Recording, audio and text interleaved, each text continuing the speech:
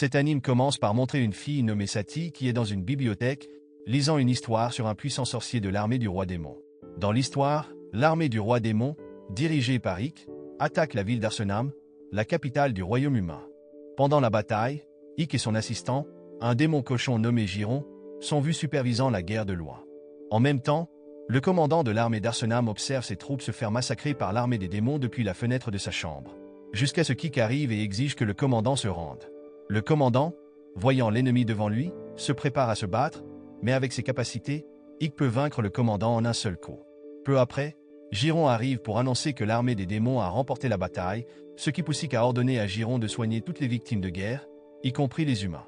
Voyant Giron confus, Ikk explique qu'il ne tue pas les humains car le royaume des démons a besoin d'eux pour augmenter ses revenus grâce aux impôts payés par les humains. De loin, une sorcière nommée Séphiro observe Ikk et est choquée de voir qu'il a réussi à conquérir la ville marchande d'Arsenam avec seulement une brigade en une semaine. Dans la chambre du commandant d'Arsenam, Ikk met en place un sort de barrière pour protéger la pièce, puis examine les documents de guerre. En enlevant son masque, Ikk, qui est en réalité humain, se sent coupable pour les pertes humaines. En effet, Ikk est devenu membre de l'armée des démons après avoir rencontré Romberg, le grand sorcier de la race démoniaque, qu'il a adopté comme petit-fils et élève. Pour cacher son identité humaine, Romberg a donné à Ikk un masque qu'il enlève généralement seulement lorsqu'il est seul. En plein milieu de ses pensées, Ikk est surpris par les pleurs de Sati, une servante d'Arsenam qui se cachait sous la table. Ikk panique car son identité humaine, cachée depuis 20 ans, a été découverte par quelqu'un d'autre. Pendant ce temps, Sati supplie de ne pas être tué par le chef de l'armée démoniaque devant elle. Malgré son agacement, Ikk est également réticent à la tuer. Peu après, Giron, qui est à l'extérieur de la pièce, appelle Ikk pour qu'il vienne, alors il met rapidement son masque et rencontre Giron pour discuter des affaires de guerre. Lors de l'occasion suivante, Ikk, accompagné de Giron, se rend à la rencontre des habitants qui ont survécu à la guerre. À ce moment-là, Ikk leur demande de continuer leurs activités comme d'habitude et de respecter les règles établies par l'armée des démons, y compris le paiement des impôts. Ikk dit que l'armée des démons ne nuira pas aux humains tant que les habitants ne résistent pas. En plein discours, Ikk est soudainement téléporté à un endroit où un golem géant est prêt à attaquer. En raison de cela, Ikk détruit immédiatement le golem d'un seul coup.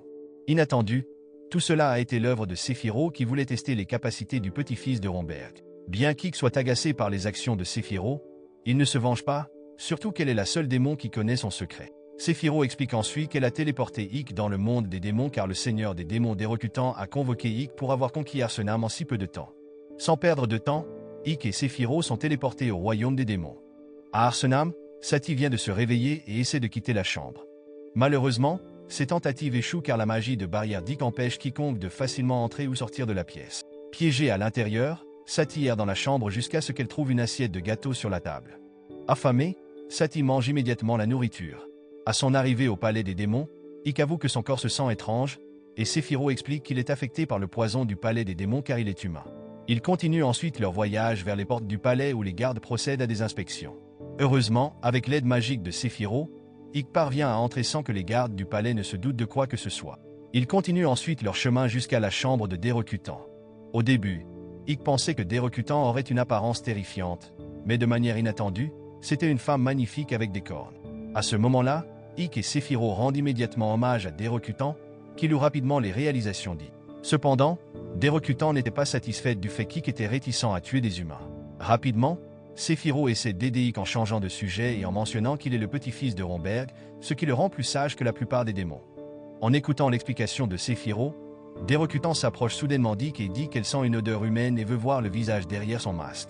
Après avoir fini ses paroles, Dérocutant s'en va, permettant à Ikk de retirer son masque et de pousser un soupir de soulagement alors que son véritable identité était presque révélée au seigneur démoniaque. Séphiro calme ensuite Ikk et lui annonce qu'il a été récompensé pour ses réalisations en étant nommé leader d'Ivaria, une ville du sud d'Arsenam qui sera la ligne de front lors de la prochaine guerre.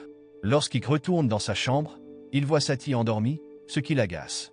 Néanmoins, Ikk ne peut pas se résoudre à tuer Sati, alors il lui ordonne de devenir sa servante. Sachant cela, Sati se sent heureuse et étreint Ikk.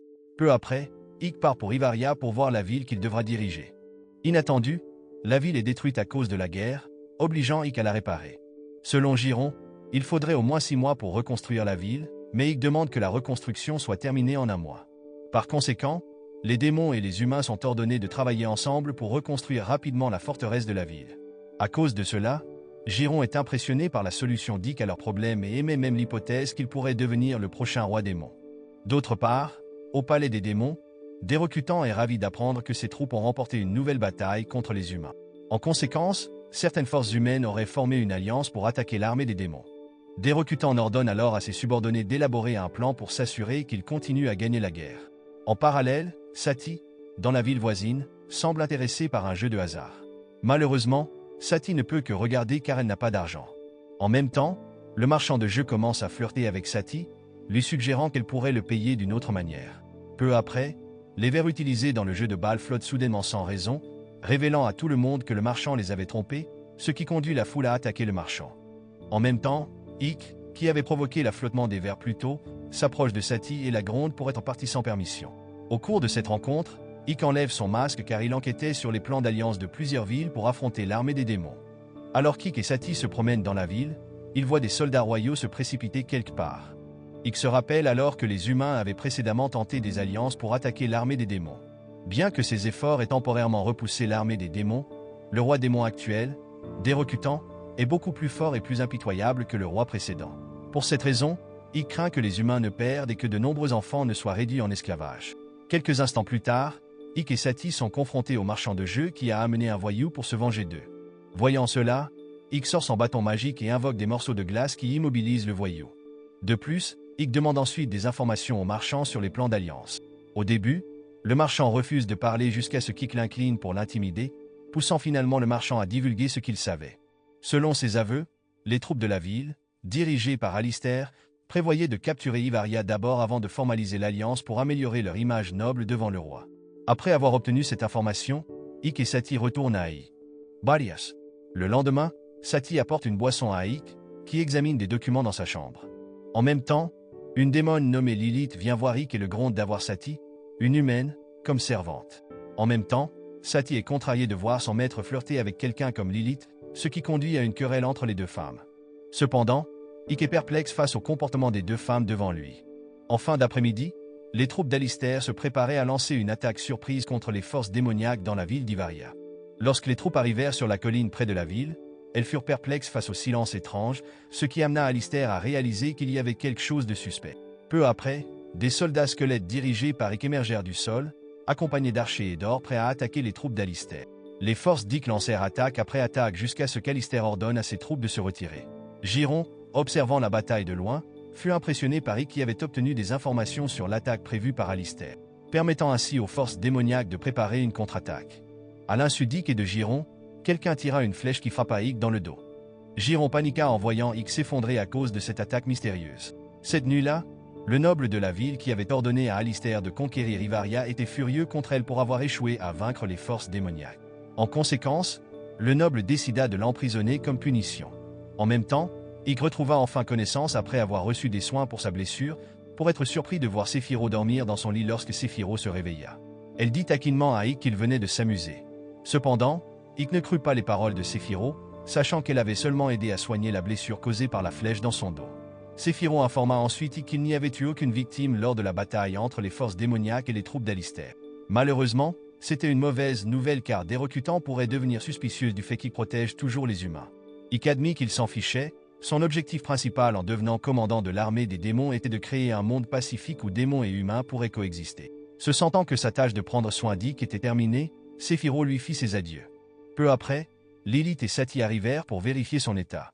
Malheureusement, les deux filles commencèrent à se disputer à nouveau au sujet d'Ick jusqu'à ce qu'un giron agacé entraîne Lilith à l'extérieur pour pouvoir annoncer qu'Alistair avait été emprisonné. Le lendemain, Ick se rendit en hâte à la prison pour rencontrer Alistair. Inattendu, Lilith insista pour accompagner Ick malgré ses efforts pour l'arrêter. Comme Lilith était déterminée à venir avec Ick, il lui permit de le suivre à condition qu'elle ne fasse pas attention. En arrivant à la porte de la prison, Lilith battit rapidement les gardes pour que Ick puisse entrer plus facilement. En entrant dans le grand bâtiment de la prison, il ne savait pas où Alistair était détenu, alors Lilith continua à battre les gardes pour obtenir la clé et des informations. Ils découvrirent que Alistair était détenu dans la pièce tout en haut. Cependant, en raison du tumulte causé par Lilith, plusieurs gardes vinrent pour les capturer. À ce moment-là, Lilith demanda à Ick de monter à l'étage supérieur pendant qu'elle s'occuperait des gardes de la prison. Sans hésiter, Ick accepta, en rappelant à Lilith de ne tuer aucun humain. Lorsqu'Ick arriva dans la pièce où Alistair était emprisonné, elle l'attaqua immédiatement. Par conséquent, Ike dut riposter pour faire cesser l'attaque d'Alistair. Ike demanda ensuite si Alistair avait envoyé l'assassin à Ivaria pour l'attaquer. Mais Alistair sembla réticente à répondre et demanda plutôt si Ike était humain, car son comportement était trop gentil pour un démon. Pendant ce temps, les gardes commencèrent à monter à l'étage supérieur pour capturer Ike, qui était maintenant menacé par Alistair avec un couteau. Pour échapper à cette situation, Ike utilisa la magie de suspension du temps pour éliminer les gardes, sans réaliser qu'un grand garde s'apprêtait à l'attaquer par derrière. En utilisant sa magie, Ike réussit à jeter le grand garde du haut étage. Ne voulant pas de victime à cause de ses actions, Ike utilisa ensuite sa magie pour sauver le grand garde de mourir suite à la chute. Voyant ses actions, Alistair se demanda encore plus pourquoi un démon comme Ike était prêt à aider les humains. En même temps, le pied du pont où se tenait Alistair s'effondra, la faisant tomber, mais Ike la sauva. À ce moment-là, Alistair était perplexe face au comportement d'Ike, car les démons tuent généralement tout humain qu'ils rencontrent, au lieu de les aider. Entendant cela, Ike se présenta comme le 7e brigadier de l'armée des démons, prouvant qu'il n'était pas humain comme le pensait Alistair, et que sa gentillesse n'était qu'une forme de compassion envers les humains. Ike questionna alors à nouveau Alistair sur l'infiltrateur qui avait essayé de le tuer, mais Alistair resta silencieuse. Cela poussa Ike à s'approcher d'Alistair et à utiliser son pouvoir pour lire ses pensées en regardant dans ses yeux. Cependant, cela ne fit qu'embarrasser Alistair face aux actions d'Ike. En même temps, Lilith arriva et commença à se plaindre de la proximité entre Ike et Alistair, sans savoir qu'il essayait de lire l'esprit d'Alistair. Après qu'Ike eut obtenu les informations souhaitées, il suggéra rapidement à Lilith de rentrer chez eux, laissant Alistair confuse face à son comportement. De retour chez lui, Ike enleva immédiatement son masque et donna quelques grains de riz à Sati. Voyant Sati perplexe, Ike expliqua que l'objet qu'il apportait était du riz, une autre culture en plus du blé.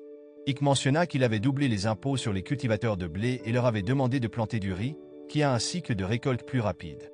Avec des récoltes plus rapides, les stocks alimentaires se stabiliseraient plus rapidement, ouvrant potentiellement de nouvelles opportunités d'emploi alors que les gens pourraient commencer à se concentrer sur d'autres développements en dehors de l'agriculture. Sati, ne comprenant pas entièrement l'explication d'Ike, resta silencieuse mais se mit à suivre son ordre de cuire un sac de riz qu'il lui avait donné. Pendant que Sati était occupée dans la cuisine, Ike alla rencontrer Giron, qui avait rassemblé toutes les troupes comme lui avait demandé. À ce moment-là, Ike se rendit compte qu'Alistair était innocente, ce qui le poussa à suspecter qu'il y avait un traître parmi ses rangs. Ike utilisa alors sa capacité à lire les pensées de ses troupes jusqu'à ce qu'il lise les pensées d'un gobelin qui apparemment ne l'aimait pas. Sans hésiter, Ike s'approcha du gobelin, qui commença à paniquer et finit par avouer qu'il avait reçu l'ordre de trahir Ike. Cette nuit-là, Ike se rendit voir Séphiro, qui se baignait à ce moment-là. Malgré cela, Ike annonça rapidement le but de sa visite, qui était de l'informer que Jess, son adjoint, était devenu un traître au sein de ses rangs. Ike demanda ensuite des conseils sur les mesures à prendre, et Séphiro suggéra de se venger pour que Jess regrette ses actions. Pendant ce temps, Jess commença à paniquer après avoir entendu la nouvelle qu'Ike était toujours en bon état malgré avoir été précédemment rapporté gravement blessé par une flèche. De plus, les espions que Jess avait envoyés pour infiltrer les forces d'Ike avaient disparu, ce qui lui fit réaliser que sa trahison avait été découverte. Pour être en sécurité, Jess convoqua rapidement toutes ses troupes gobelines pour les rassembler. Peu après, Ike arriva dans le territoire de Jess et fut accueilli par lui et ses troupes. Connaissant le but de sa visite, Jess essaya d'intimider Ike en disant qu'il ne serait pas capable de se battre contre une armée aussi grande. Calme, Ike déclara qu'il était en fait content que toutes les troupes de Jess se soient rassemblées. En même temps, Séphiro, qui avait observé la réunion depuis les airs, utilisa soudainement sa magie pour créer une pluie de météores, détruisant rapidement les troupes et le territoire de Jess. Lorsqu'Ike demanda à Jess de se rendre, Jess ordonna soudainement à ses hommes de se battre contre Ike, qui vainquit facilement les gobelins. Jess tenta alors de s'enfuir mais fut finalement capturé par Séphiro, qui avait secrètement surveillé la scène depuis les airs. Ike attacha ensuite Jess à un arbre, ce qui conduisit Jess à admettre sa défaite. Sans honte, Jess invita Ike à se joindre aux gobelins, qui planifiaient un coup d'état contre des recrutants qu'il considérait comme faibles. Ike refusa l'offre et demanda à Jess des informations sur son complice dans la trahison. Séphiro intervint alors pour aider Ike en forçant Jess à avouer. Cependant, avant qu'il ne puisse dire quoi que ce soit, Jess fut soudainement empoisonné par son complice pour l'empêcher de révéler leur plan de trahison contre Ike. Réalisant qu'il avait été trahi par son ami, avec ses dernières forces, Jess réussit à prononcer un seul nom avant de mourir. Au château du roi démon, Séphiro et Ike rapportèrent la trahison de Jess à des recrutants. Dans son rapport, Séphiro expliqua que le cerveau de la trahison était Bastéo, l'un des généraux de l'armée démoniaque.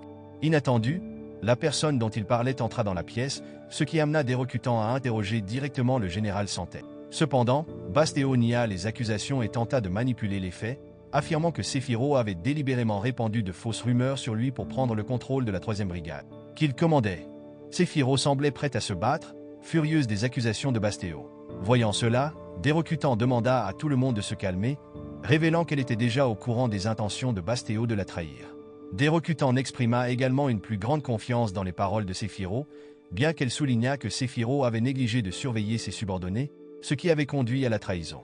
Comme Séphiro et Bastéo étaient jugés également coupables, Dérocutant décida qu'ils devaient se battre en duel. Le lendemain, en préparation, Séphiro informa Ike que Dérocutant avait annoncé que le duel entre elle et Bastéo ne serait pas un combat direct. Au lieu de cela, les deux camps participeraient à une guerre de marionnettes, chacun contrôlant 50 marionnettes comme leurs armées. Le camp dont l'armée serait complètement vaincue en premier perdrait et serait exécuté par Dérocutant.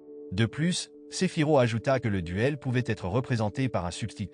Alors elle choisit Ike comme son représentant, confiante en ses capacités stratégiques éprouvées en guerre. Cette nuit-là, déterminé à gagner la guerre et à libérer Séphiro de la punition, Ike alla avec Giron inspecter l'armée de marionnettes qu'il utiliserait. Il fut rapporté que les deux camps avaient reçu des marionnettes identiques, rendant la victoire entièrement dépendante des tactiques des leaders. En voyant des épées dans la pièce, Ike réalisa que l'armée de marionnettes serait autorisée à utiliser des armes lors de la bataille à venir. De retour chez lui, Ike réfléchit longuement à la stratégie et à la recherche des meilleures armes pour son armée de marionnettes. Lorsque Sati lui apporta une boisson, Ike demanda soudainement à son serviteur des armes à longue portée. Sati, qui ne savait rien de la guerre, dit qu'elle choisirait un balai comme arme. Ike précisa qu'il parlait d'armes à longue portée, ce qui poussa Sati à suggérer l'utilisation d'une arbalète, quelque chose dont elle avait entendu parler lors de la guerre à Arsenal. Malheureusement, Ike cherchait quelque chose de plus inhabituel, ce qui le poussa à envisager l'utilisation de fusils, jamais utilisés dans aucune bataille auparavant. Avec cette idée en tête, Ike alla voir Séphiro, qui se détendait au bord de la piscine comme si elle n'avait aucun souci, bien que sa vie dépende de la victoire de son armée de marionnettes. Ike demanda alors à Séphiro de créer des fusils en utilisant sa magie, mais comme Séphiro n'avait jamais vu de fusils, elle ne pouvait pas les fabriquer. Entre-temps, Bastéo avait appris que Séphiro avait nommé Ike pour diriger la guerre des marionnettes. Il avait donc armé son armée de marionnettes avec divers équipements de guerre, y compris une armure en fer pour la protection. Peu après, un gobelin rapporta à Bastéo que la victoire était à portée de main. Revenons à Ike, qui venait de finir de se baigner. Il fut surpris lorsque ses vêtements flottèrent soudainement, suivis de l'arrivée de Dérocutant. Ike était sans voix, réalisant que le Seigneur démon connaisse, et son véritable identité en tant qu'humain. Inattendu, Dérocutant révéla qu'elle connaissait son identité réelle depuis longtemps, après que Romberg l'ait informé directement. Il s'avéra que Dérocutant avait choisi de ne pas tuer Ike parce qu'elle avait besoin de subordonnés talentueux et loyaux, qualité qu'elle trouvait en Ike. Flatté par les éloges de Dérocutant, Ike promit de ne pas la décevoir. Peu après, Dérocutant fournit à Ike plusieurs fusils comme il l'avait demandé avant de partir. À une autre occasion, Ike demanda à Séphiro de l'aide pour fabriquer des balles. Pendant les efforts de Séphiro, une explosion se produisit devant eux, coïncidant avec l'arrivée de Fiorentina, l'un de ses subordonnés. Voyant que le subordonné d'Ike était arrivé, Séphiro décida de partir et confia la tâche de fabriquer les balles à Fiorentina. Quelques jours plus tard, le jour du duel entre les armées de Bastéo et de Séphiro commença. Les spectateurs étaient excités de voir le duel. Ike, représentant Séphiro, était également prêt avec ses troupes, armé seulement de boucliers. En revanche, Bastéo avait armé son armée de marionnettes avec diverses armes et armures. Lorsque la bataille commença, les forces de Bastéo prirent rapidement l'avantage, abattant facilement de nombreux soldats d'Ike jusqu'à ce qu'il décide de déployer ses soldats équipés de fusils, qui commencèrent à éliminer les troupes de Bastéo une par une. Avec les tactiques de guerre d'Ike, Bastéo fut déclaré vaincu et devait être puni par Dérocutant. Lorsque Dérocutant donna à Bastéo le choix de faire l'impensable, un gobelin tira soudainement une flèche sur elle. Inattendu, Dérocutant attrapa facilement la flèche, qui était attachée à un explosif. L'anime se termine par une explosion massive dans l'arène de bataille, tuant de nombreux spectateurs, tandis que Dérocutant était également vu allongé sur le sol. Ce qui poussa Bastéo à se réjouir et à se déclarer nouveau roi démon. La morale de l'histoire est donc, même un démon peut être plus humain qu'un humain. En d'autres termes, parfois, il vaut mieux se méfier des apparences et chercher la véritable nature des gens. Même si ça implique des batailles de marionnettes avec des fusils.